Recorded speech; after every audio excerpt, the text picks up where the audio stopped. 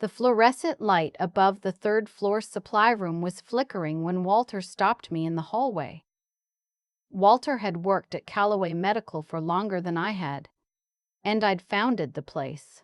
He came on as a facilities technician 26 years ago, a quiet man who knew where every pipe ran and every circuit breaker sat. He never came to the holiday parties. He never asked for a raise without first writing me a handwritten note explaining why he deserved it.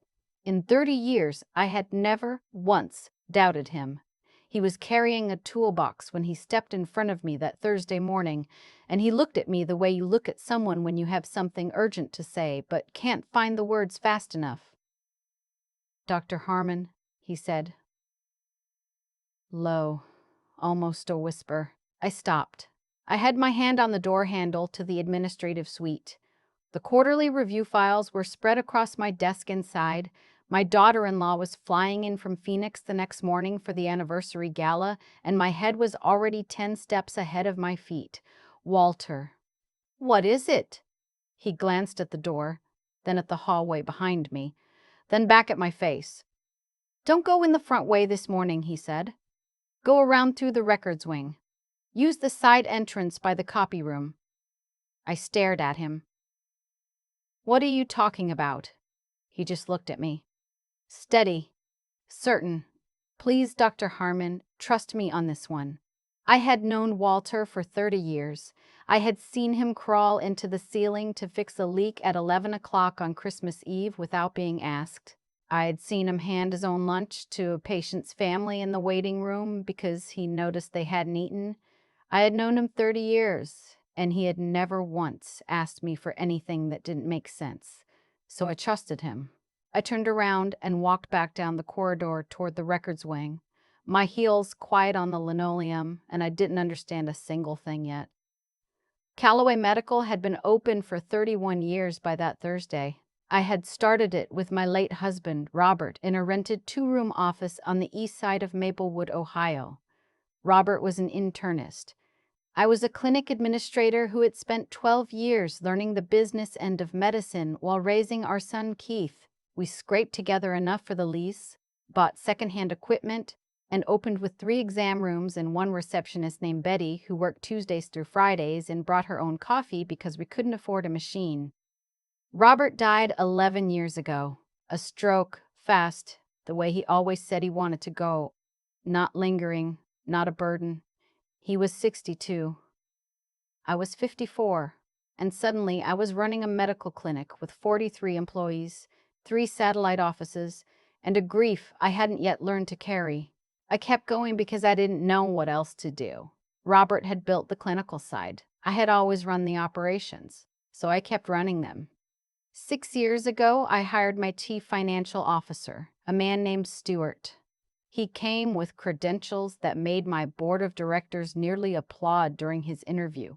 An MBA from Ohio State, 12 years in healthcare finance, letters of recommendation that read like citations. He was polished in a way Robert never was, and he knew how to explain numbers in ways that made me feel like everything was under control. He had been with us for 6 years. He had my complete trust. That is the thing I keep coming back to. He had my complete trust. And I gave it to him the way I give things when I'm tired and busy and have been carrying something heavy for a long time. I gave it without counting what I was handing over. The side entrance by the copy room opened into a narrow corridor that ran behind the administrative suite. The wall that separated that corridor from the main suite was thin. I knew that because I'd been meaning to have it properly insulated for years and had never gotten around to it. I came in quietly. I wasn't being sneaky. I just wasn't making noise because I was still confused about why Walter had set me this way, and I was listening, the way you listen when something feels wrong but you can't name it yet. I heard Stuart's voice first. He was on the phone. I could hear him clearly through the wall, and what stopped me cold, what made me press my back against the filing cabinet and hold perfectly still, was not his tone. It was what he was saying. "The transfer window is Tuesday." Once the gala is done and the board is in a good mood, she won't be looking at the accounts for at least a week. That's enough time. Silence. He was listening to whoever was on the other end. I told you, it's clean. It routes through the equipment lease account. She signs off on those without reading them. She has for years. Another pause. Harmon is 65 years old and she's been coasting on the reputation her husband built. She has no idea what the actual cash flow looks like. None. I've made sure of that. I stood in that corridor for what felt like a very long time. The copy machine was to my left. A stack of patient intake forms sat on top of it, edges perfectly aligned. There was a small window above the machine, and the October light came through it in a flat gray rectangle, and I stared at that rectangle, and I breathed. He said I had no idea. He said I'd no idea. He said he'd made sure of that. I thought about the quarterly review files, the ones on my desk in the room on the other side of that wall. The ones I had been about to sit down and read. I thought about all the quarterly reviews before them, the ones Stuart had walked me through with his calm voice and his color-coded spreadsheets, the ones I had signed at the bottom because I trusted him. I thought about Robert, who had believed that the numbers told a story if you knew how to read them. Robert, who had sat me down in our kitchen the year we opened and taught me how to read a cash flow statement because he said no one should run a business blind. Robert, who had been gone for 11 years, and in the years since, I had let someone else do the reading for me. I did not cry. I did not make a sound. I took out my phone and I opened the voice memo app and I pressed record, and I stood there in that corridor for 11 more minutes while Stuart finished his call and made a second one. By the time he went quiet, I had enough. My daughter-in-law landed at Columbus Airport the next morning at 8:45. Her name is Sylvia, and she is 38 years old, and I will be honest with you. I had not always made things easy for her. When my son Keith first brought her home, I was still deep in the worst years of my grief, and I was not kind in the ways that mattered. I was polite, I was correct, but I kept her at a distance the way you keep things at a distance when you're afraid that loving them means risking losing them. I had already lost Robert. I did not have room for more. Sylvia had spent 6 years being gracious to a woman who gave her just enough warmth to be civil and not enough to be real. She had never complained about it. Not once, not to Keith, not to me directly. She just kept showing up. At holidays, at clinic events, at the small moments where a daughter-in-law's presence is the thing that holds a family together whether or not you acknowledge it. When I called her from my car the night before, sitting in the parking garage of the clinic because I couldn't make myself drive home, she picked up on the second ring. "Sylvia," I said, "I need your help, and I need you to not tell Keith yet." There was a pause. Not a long one. "Tell me what happened," she said. I told her everything. She didn't interrupt. She didn't gasp. She just listened the way a person listens when they understand that the most useful thing they can offer right now is their full, quiet attention. When I finished, she said, "Okay, I'm getting on the first flight in the morning. Don't touch anything in those files until I get there." Sylvia was a corporate attorney.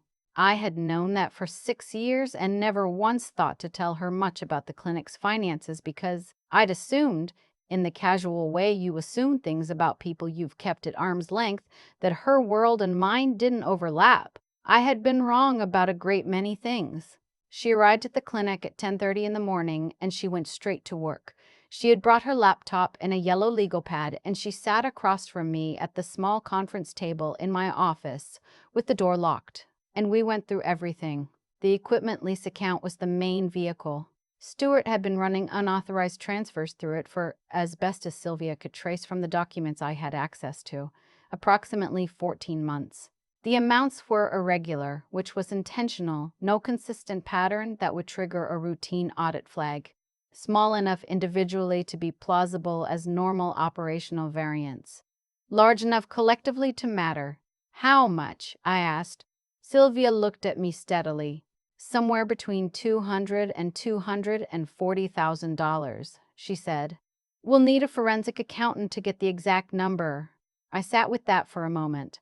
$200,000.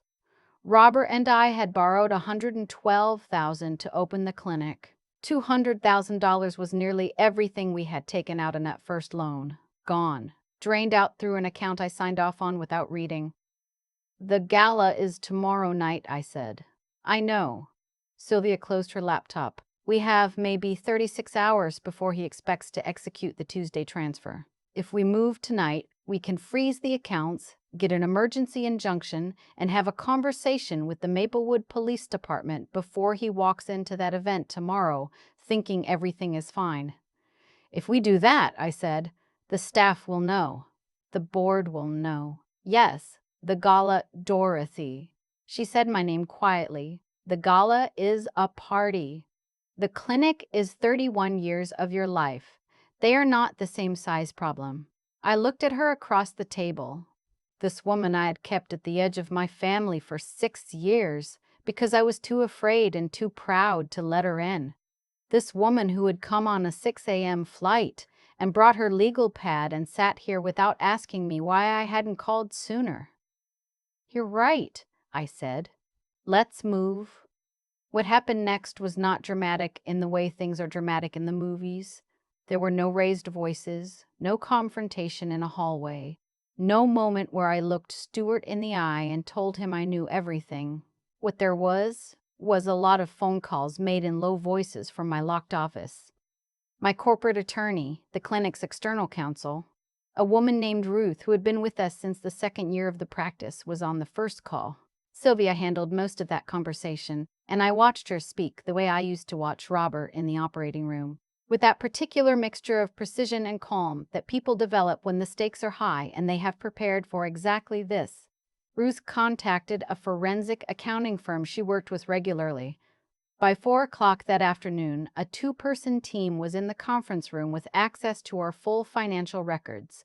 By 7 in the evening, the Maplewood Police Department's Financial Crimes Unit had been briefed. By 10:30 that night, the emergency injunction had been filed, and the equipment lease account, along with 3 other accounts that the forensic team flagged during their initial review, had been frozen pending investigation.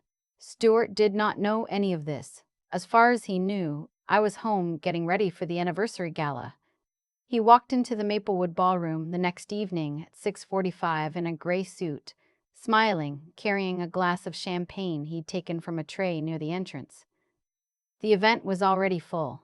31 years of staff and board members and patients and community partners, the kind of room that takes a long time to build, and he walked through it like he belonged there. He was stopped near the entrance by 2 officers in plain clothes before he reached the main floor.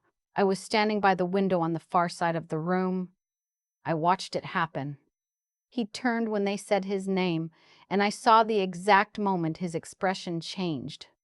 The precise instant when the smile stopped being real. He looked across the room and found my face.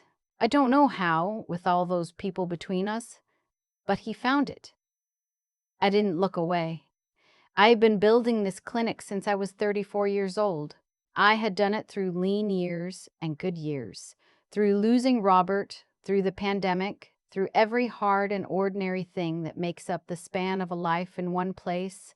Stuart had been inside my trust for 6 years, and he had spent 14 months taking it apart from the inside. Slowly, carefully, banking on the assumption that I was too tired or too trusting or too old to notice. He had been wrong. Keith called me that night after the gala. He'd heard from Sylvia. She had called him on the drive back to the hotel, which I had told her to do, because he deserved to hear it from her before he read it anywhere else. "Mom," he said, "are you okay?" I was sitting in the parking lot of the ballroom, still in my good dress, shoes off, feet on the dashboard in a way that Robert always found ridiculous and hilarious. The radio was off. The parking lot was nearly empty. "I'm okay," I said, and I meant it more than I expected to. "I should have been there," he said. "I should have been more involved in the clinic. I kept saying I wanted to learn the financial side, and you kept saying, I know what I kept saying. I stared through the windshield at the lights of the parking lot. I kept saying you didn't need to worry about it, that I had it handled. He didn't say anything. That wasn't entirely for your benefit, I said. I think I needed to keep holding it myself. Because putting it down felt like admitting that I couldn't do it without your father. It was the truest thing I had said to my son in 11 years. He was quiet for a long time. Come to Phoenix for Thanksgiving, he said finally. Not a visit. A real stay. 2 weeks. 2 weeks is a long time. Mom, okay, I said, 2 weeks. The criminal investigation took 7 months. Stewart was charged with wire fraud, embezzlement, and breach of fiduciary duty. The final forensic accounting determined that the total amount taken was $218,430. He had transferred a significant portion to a private account he had set up under a variation of his middle name. The forensic team found it on the second day. He pleaded guilty 8 months later and was sentenced to 32 months in federal prison, plus full restitution.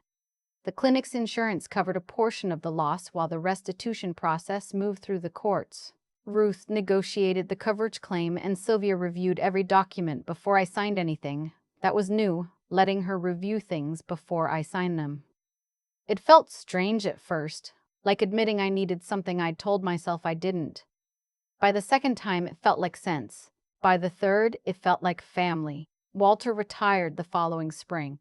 He gave me 6 weeks' notice, which was more than required, and he spent those 6 weeks training his replacement with the kind of thoroughness that made me understand, again, what it means to take quiet pride in your work. On his last day, I brought coffee and sat with him in the boiler room, which was the only place he ever seemed fully at ease, and I asked him how he'd known. He asked me 2 weeks before which nights the security cameras in the administrative wing get their maintenance checks, Walter said. Said it was for his records. I didn't say anything then, but I started paying attention. He wrapped both hands around his coffee cup. I saw him in the equipment lease files 3 times in 1 week. That's not how a CFO works. CFOs have people pull files for them. When they're pulling files themselves, it means they don't want anyone to know. He looked at me. I didn't know exactly what he was doing, he said, but I knew something was wrong, and I knew you didn't. I thought about all the years I had run the clinic on the assumption that the people I trusted were trustworthy because I had chosen them carefully. I thought about how that's not a bad assumption to make, but it isn't the same thing as paying attention. Trust and attention are not the same thing. I had confused them. Thank you, Walter, I said. He nodded once, the way he always did. Like words of thanks were fine, but not really necessary. The clinic turned 32 this past October.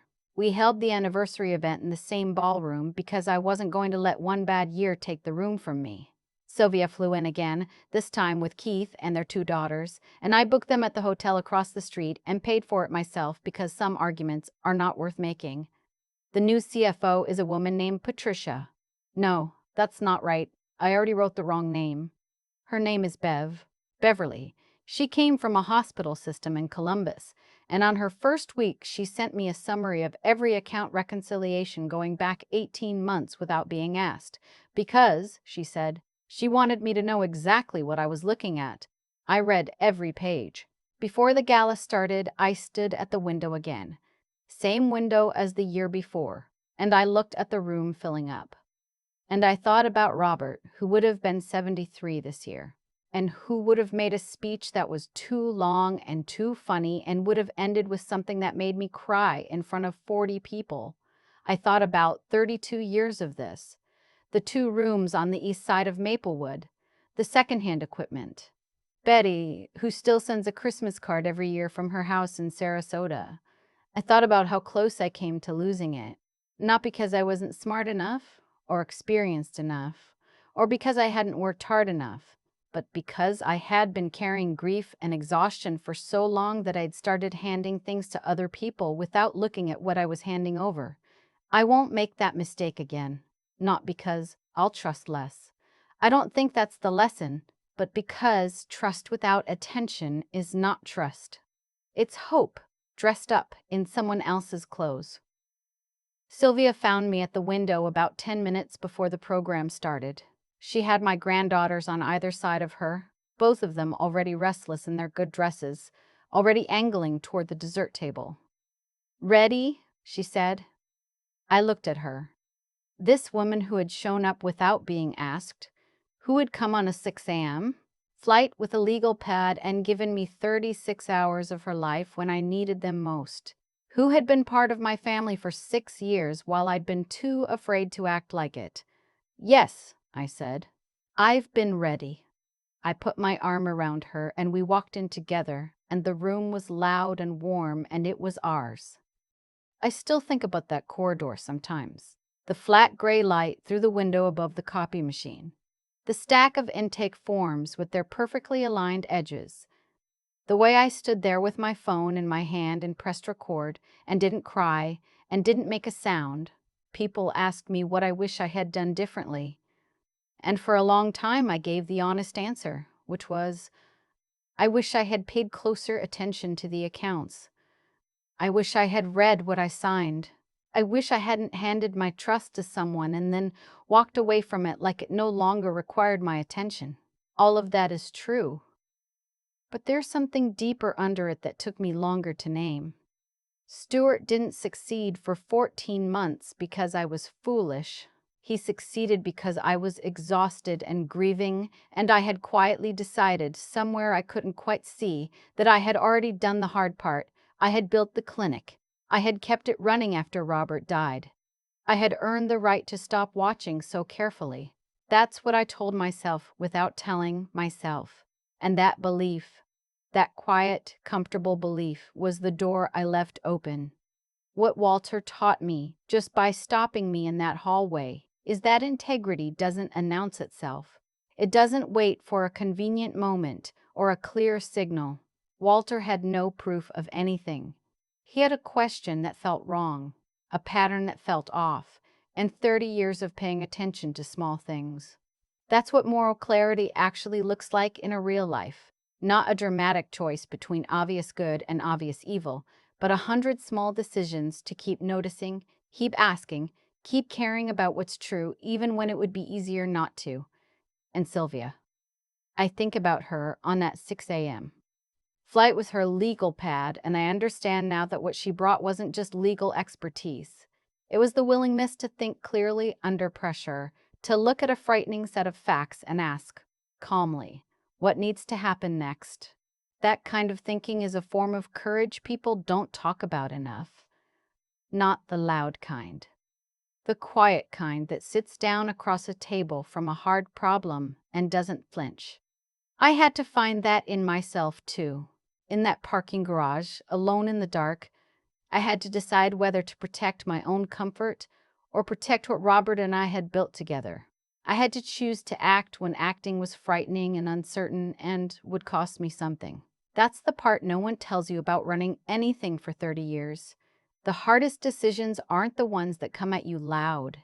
They're the ones that come at you quietly, in the middle of an ordinary Thursday, when you're already tired and already late and you just want to sit down. I kept the clinic. I kept the legacy. And I finally let Sylvia in, not because I had no choice, but because she had already shown me, in those 36 hours, exactly who she was. I was the one who had been slow to see it. The things we build only survive if we stay awake inside them. Not suspicious, not paranoid, just awake, paying attention, asking the next question, trusting the people who have earned it, and checking gently, consistently, whether they still do. That's what I know now. That's what I'll carry.